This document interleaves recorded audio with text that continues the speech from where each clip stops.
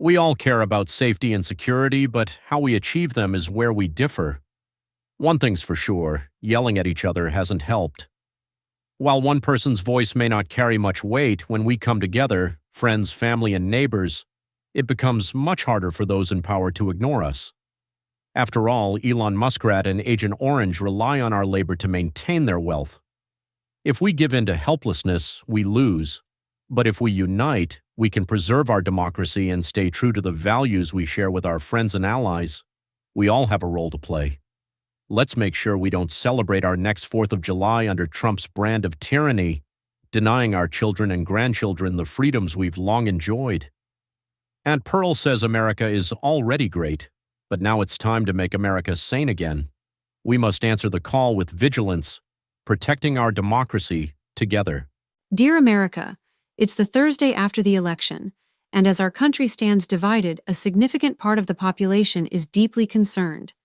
Many believe that, as a nation, we've made a choice that may carry severe consequences.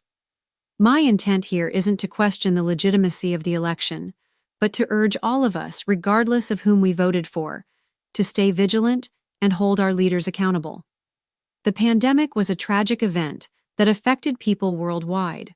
No one person could have prevented the virus from spreading, but how leaders respond in a crisis can mean the difference between hope and hardship, even life and death. In January 2020, then-President Donald Trump told journalist Bob Woodward that he knew the pandemic was coming and understood it was going to be serious. At that time, we had a pandemic playbook created during the Obama administration meant to guide our leaders in times like these. Yet rather than take swift action, Trump appointed his son-in-law, Jared Kushner, to lead the response. Neither Trump nor Kushner had the expertise needed to manage a global health crisis, and unfortunately, many of us suffered as a result.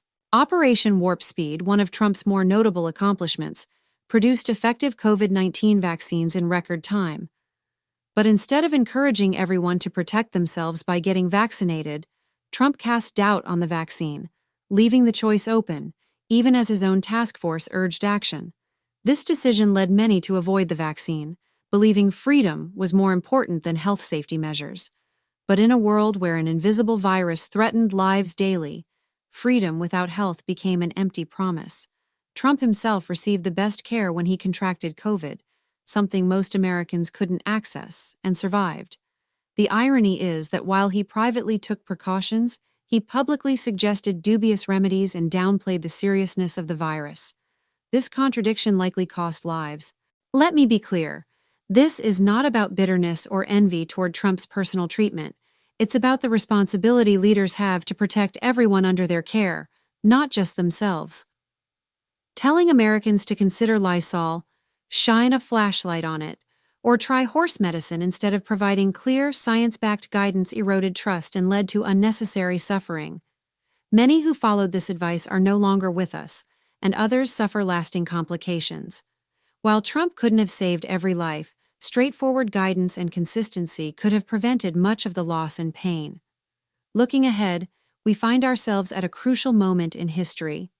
Trump has promised that his second term will make America greater, stronger, and more prosperous. But words are not enough. The path he proposes could widen the gap between the strong and the weak, eroding the freedoms that define America.